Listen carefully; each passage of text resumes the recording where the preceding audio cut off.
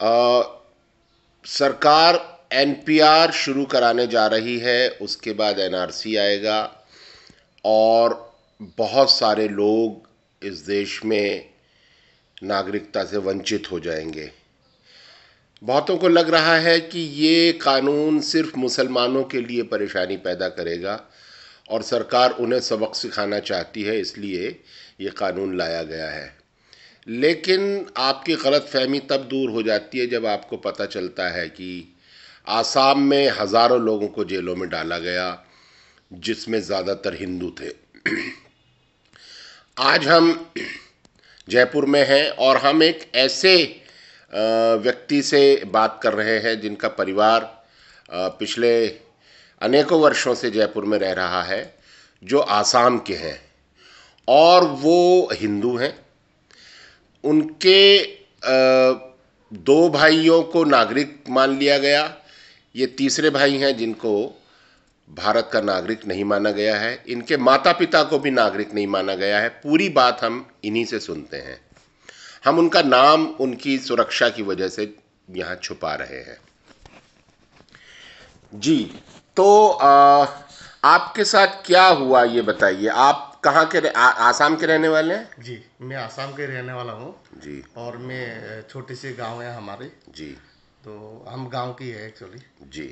तो हमारी सबसे पहले तो मेरा वोटर लिस्ट में नाम आया था 2014 में, पहली बार वोट डाला था। जी। जो भाजपा सरकार बना था उसी टाइम। जी।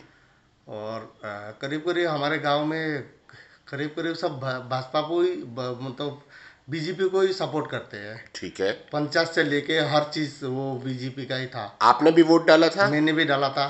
कौन से सन में? ये 2014 में। अच्छा।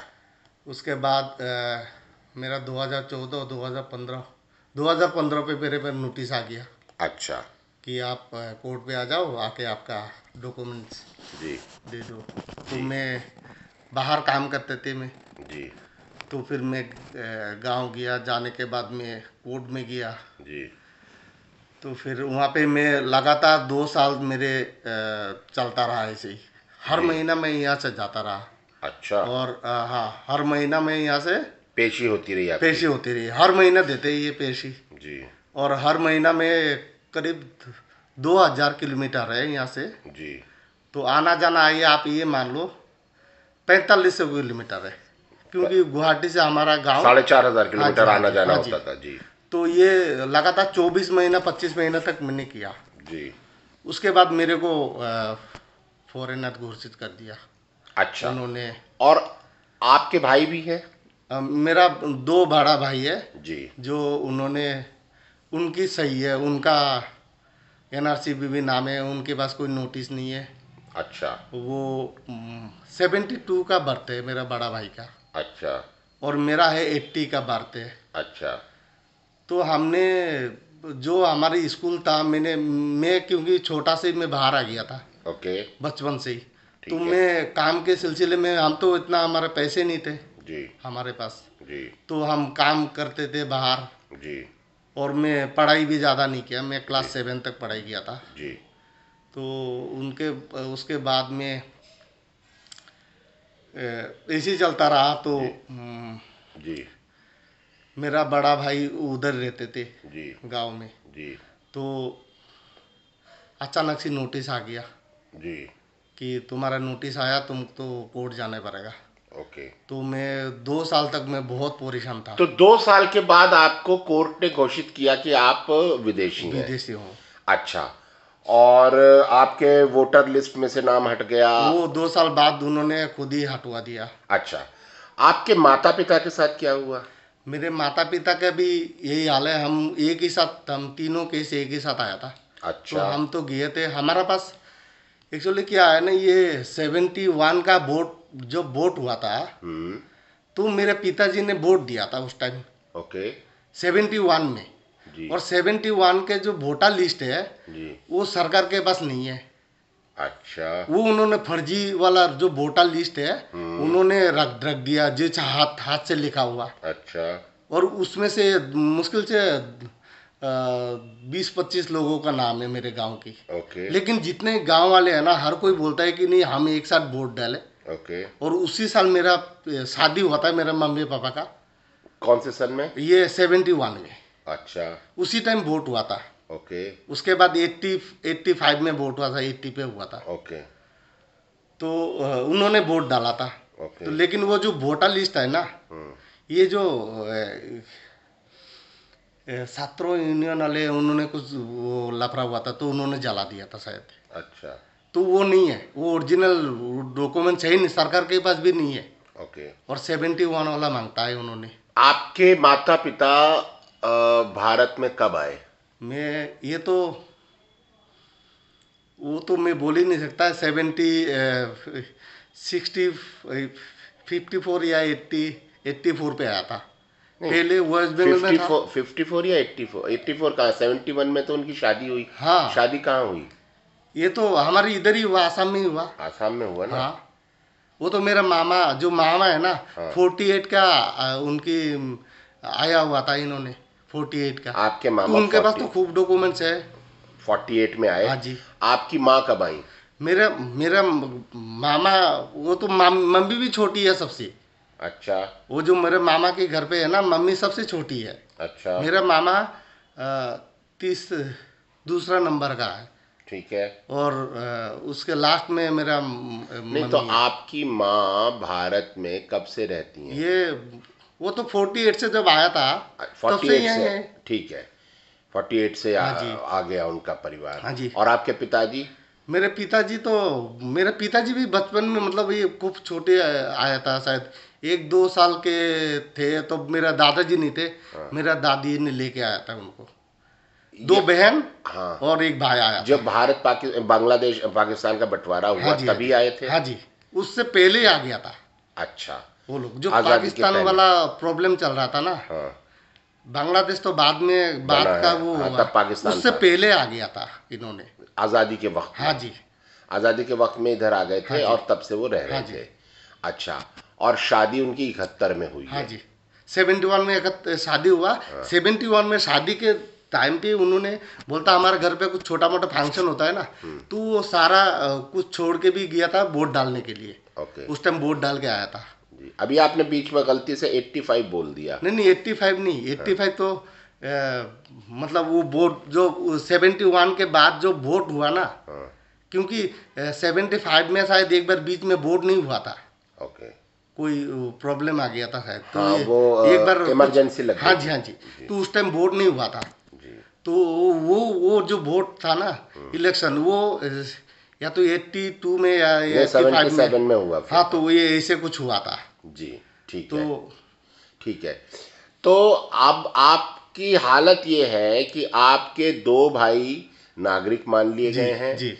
तीसरा भाई जो आप हैं, हाँ जी। आपको नागरिक नहीं माना जा रहा। आपके माता पिता की नागरिकता भी समाप्त कर दी गई है। वो भी सम्मत कर दिया गया उन्होंने। तो लेकिन मेरा मामा जो है ना, हाँ। उनकी 48 का कागज पड़ा है इनके पास। हाँ। माइग्रेशन कार्ड है, जो बॉर्डर क्रॉस करते हैं तो जो कार्ड देते हैं ना, उनकी पिताजी का वो भी है। जी। लेकिन कुछ प्रॉब्लम है। आप ये पहले क्या होते थे, ये जो लड़कियां होती थी तो उनके पास जो लिंकेज होते थे ना पिताजी का घर से, हाँ। जो कुछ लिंकेज होते जमीन थे, का कागज में नाम नहीं होता था। जमीन तो कोई होते ही नहीं थे लड़कियों का। जी। हर चीज लड़के का नाम पे करते थे। जी। ये तो अभी जमीन कहाँ से आएंगे नाम आपकी? अच्छा। वो तो और आ ही नहीं सकता। मैरिज सर्टिफिकेट भी नहीं दिखा पाए? उस टाइम मैरिज सर्टिफिकेट कोई होते ही नहीं है। पंचायत वाला मैरिज सर्टिफिकेट है, ये लोग बनते ही नहीं है। अच्छा। अब पंचायत की तो लिख के दिया, गामूड़ा ने भी लिख के दिया कि ये तो हमारे गांव से शादी हुआ। हाँ। लेकिन वो कोर्ट ने नहीं माना। नहीं मानते। और आप बता रहे थे कि कोई जज था जो सिंपैथेटिकली सुन रहा था, सहानुभूति से उसको हाँ हटा जी, हाँ दिया। जी। उन्होंने वो जज बहुत मैं जब तक 2 साल तक चलता रहा था, वो खूब बारीकी से वो काम करता रहा जी। कि किसी का गलती ना हो जाए। जी। तो उन्होंने लास्ट स्टेज पे आने के बाद जैसी मेरा कुछ हो ही गया था, कुछ जी। करीब करीब, तो उस टाइम उनका ट्रांसफर हो गया।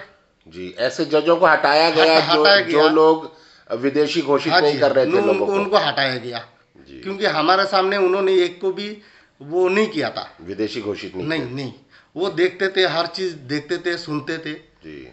लेकिन उसके बाद जो जज आया दूसरे महीने में मेरे को निकाल दिया, उसी महीने में।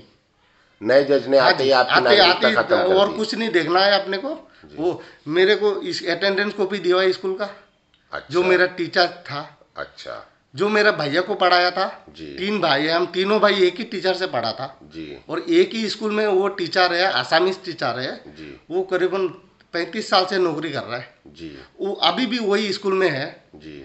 उन्होंने खुद अपनी रजिस्टर कॉपी लेके गया, जी। जज के सामने दिखाया, उनका फोटो कॉपी दिया हुआ है जी। कि ये 80 का बर्थ है और ये हमने हमारे स्कूल में पढ़ाई किया। जी। और मैंने वो सर्टिफिकेट दिया उन्होंने, उनको भी उन्होंने वो कर दिया, रिजेक्ट कर दिया कि ये डुप्लीकेट है। अच्छा। और मैंने अटेंडेंस कॉपी दिया, वो उन्होंने तो उसके बारे में लिखा ही नहीं हो। तो और जितना भी हमारी जो गवाह लेके गया था जी। उनकी ये बात सारा उल्टा उल्टा, जैसे अगर कुछ कोई बोलता है जानते हैं इसको, तो उसमें ये लिखा हुआ था कि हम इसको नहीं जानते। ओ। ये मतलब ये उल्टा हो गया। तो गवाही कुछ और बोल रहे हैं और दर्ज कुछ और करी जा रही हाँ है। हाँ जी, ये प्रॉब्लम है जी। तो अब ये सारे देश में आ रहा है, आपको क्या लगता है सारे देश में लोगों को ऐसे ही परेशान होना पड़ेगा जैसे आप हुए हैं? अब जैसे इसमें तो देखो, हम बहुत गरीब इंसान हैं जी। हम, कुछ हमको नहीं आता, हम इतना पढ़े लिखे नहीं है। जी। और ये ज़्यादातर जो गरीब इंसान है जी। उनके ऊपर बहुत ज़्यादा प्रॉब्लम होगा। मेरे तो ये कभी कभी मन करता है कि मैं क्यों बात रहा हूँ। मेरे को तो ये लगता है कि मेरा ज़िंदगी ख़त्म है। अभी आप अपने घर नहीं जा पाते हैं? अभी मैं करीब 3-4 साल हो गया, जी। मैं अभी तक घर नहीं देखा। और मेरा वहाँ पे मैंने जितना बाहर से कमाया सारा ज़मीन खरीदा मैंने, मेरे नाम पे ज़मीन है, मेरा मकान है वहाँ पे, और सब कुछ है मतलब। लेकिन मैं एक होता है ना कि शादी, ये मैंने ज़मीन लिया, उसके बाद मैं शादी करूँगा, उसके बाद मैंने घर बनाया एक, कि बाद में मैं आराम से रहूँगा। वो जो हर कुछ कर लिया, लेकिन शादी के बाद घर पे आराम से रहता है ना, वो मेरा नहीं हुआ मतलब। उस टाइम पे मेरा घर से बाहर, आपको नागरिकता खत्म कर हाँ दी। जी, हाँ जी। अब आप गांव नहीं जा हाँ सकते कि आपको डिटेंशन सेंटर में डाल देंगे। और उसमें कोई नहीं, मैं हिंदू हूँ, मैं बंगाली हिंदू हूँ, और मैं हर देवी मतलब भगवान को मानता हूँ, पूजा करता हूँ हर रोज। लेकिन आप सोचो, ये तो ये नहीं कि आप किसी मुसलमान के ऊपर आ जाएंगे। ये तो वो लोग वहाँ बोलते हैं कि ये कोई जात पात देख के नहीं करेंगे, हम सबको एक ही जैसा डॉक्यूमेंट्स चाहिए। उनको एक ही चीज़ मानते हैं कि आप बर्थ सर्टिफिकेट दिखा दो।